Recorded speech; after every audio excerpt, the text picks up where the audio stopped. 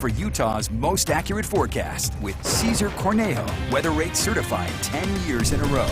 Okay, Cesar, we had rain, some snow at high elevation. What is our Sunday looking like?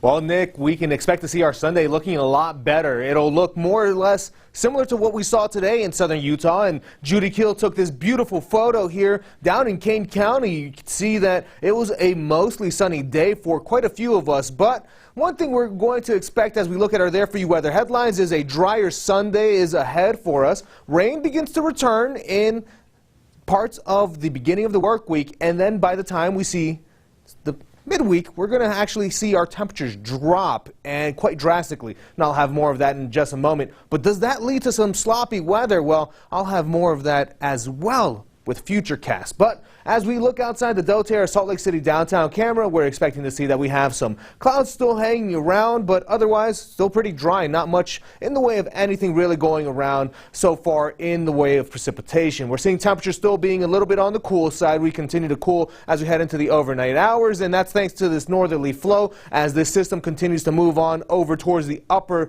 Midwest, we'll see that we get all of that drier northerly air, keeping us once again cool.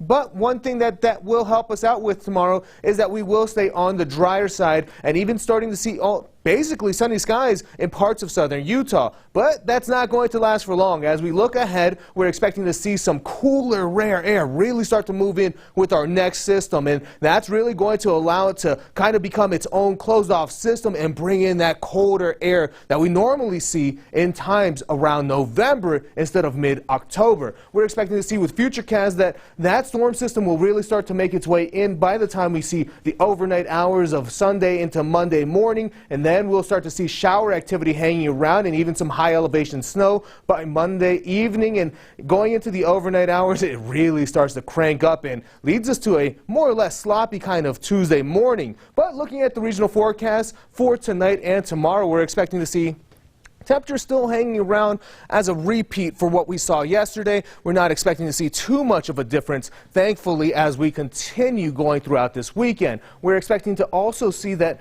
in St. George, we'll have temperatures hanging around the 70s for the next few days. But take a look at how steep our temperature drop is by Tuesday. We drop down into the 50s, something we normally don't see for quite a while. And then we barely start to get back towards the upper 60s by the time we get to Friday. Wasatch Front, we're expecting to see that we have temperatures also continuing by the 50s, but by Tuesday we then get into the mid 40s with some possible bench snow